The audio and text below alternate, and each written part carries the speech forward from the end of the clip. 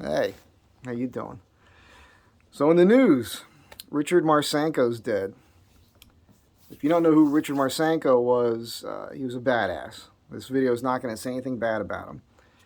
He was a Navy SEAL. You can look him up. I don't have to give you his whole biography here. But he did this thing called Red Cell. And this video is going to be the true story of what happened on their last mission. I believe this was their last mission. I know this to be true because I was there and I was privy to some information that most people don't know about.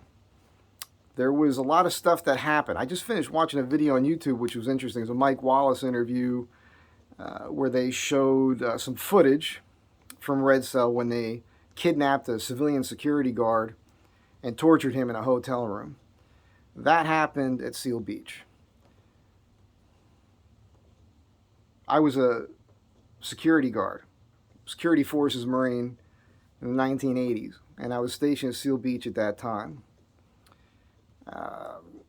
What nobody knows, and what nobody knew at the time, and I didn't know, was that the drugs from drug busts in both Orange County and Los Angeles County were being stored at Seal Beach.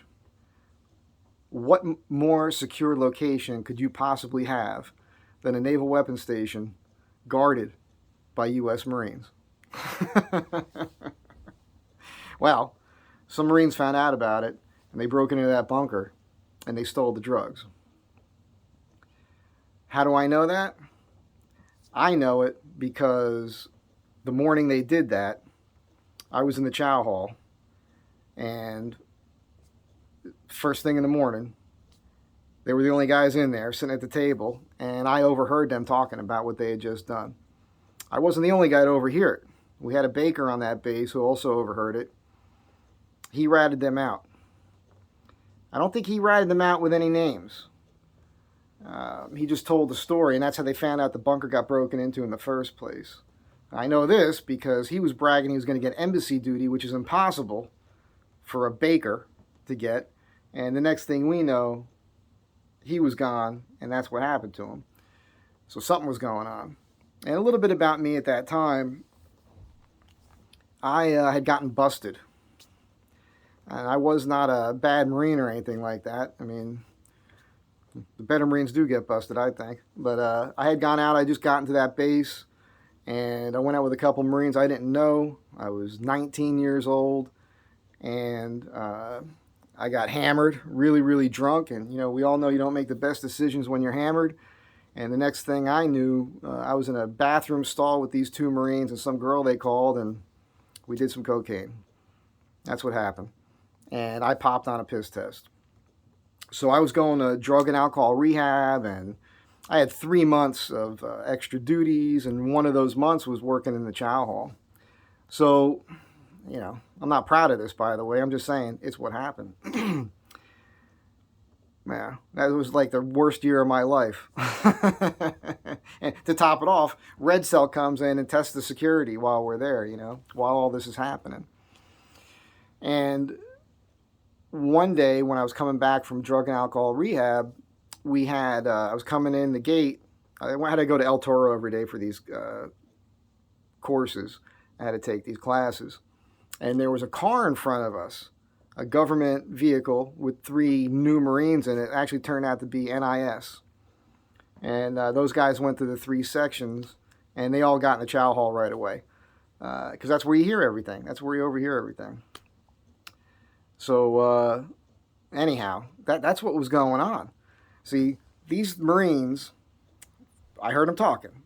They broke into the bunker. They had another Marine pull up to the fence line on Westminster Boulevard.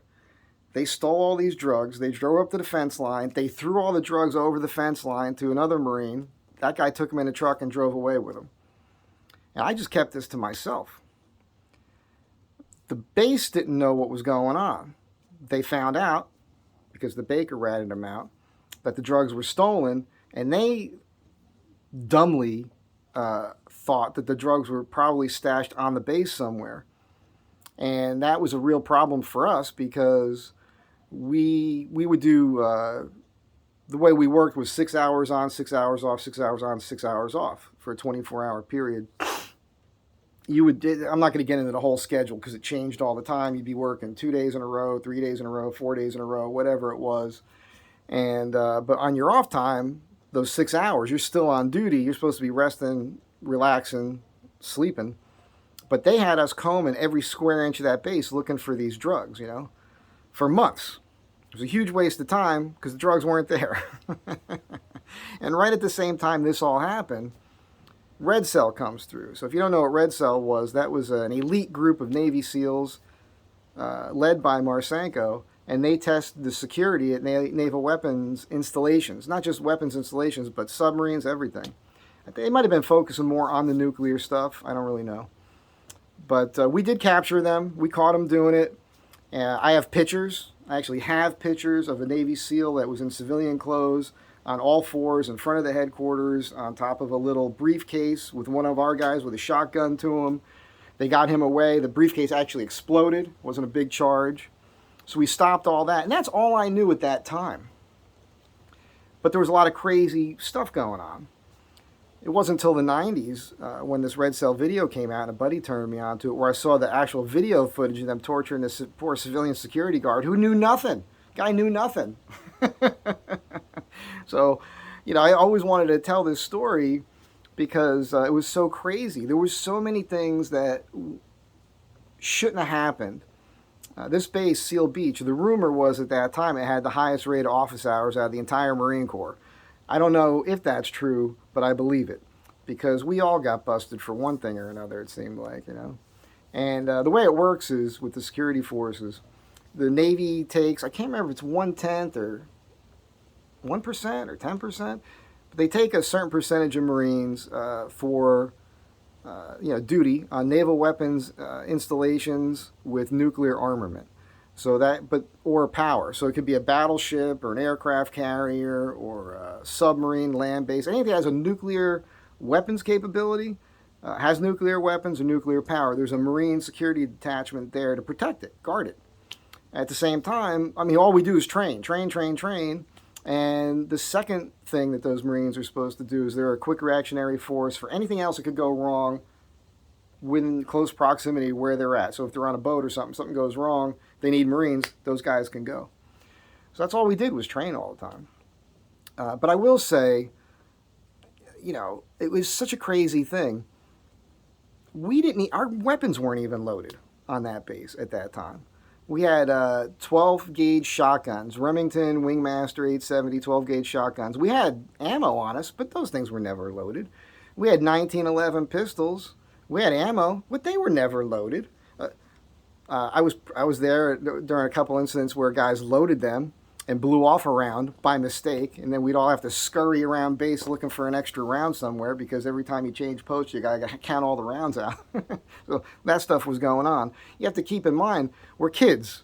We're 18, 19 years old, screwing off whenever we get a chance, And we're Marines, all infantry, right? Everybody ever either been in the infantry or at least just got out of infantry school, and now we're playing... it's guard duty, and everything's spit and polish and everything else. And it wasn't any fun. That was not a fun place to be. The command really screwed with you all the time. So it was pretty terrible, to be honest with you. But and I got my rank back, and everything went fine for me till I got in more trouble and hit a corporal and whatnot. And I finagled a way to get out at that time.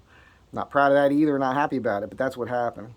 So just a true story about Red Cell at Seal Beach and what was really going on. And the real reason why they tortured that civilian security guard. They thought that maybe the civilian security there had something to do with breaking in and stealing drugs because they couldn't believe any of the Marines would do it. But it was Marines that did it. I can't tell you who those guys are now, only because it was so long ago. And they weren't in my section. There was 3 sections on the base I mentioned earlier. I don't remember what section they were from. It might have been 3rd section, because at that time I was in 2nd section, and 3rd section had a real bad reputation. But that's it. So rest in peace, Richard Marcinko.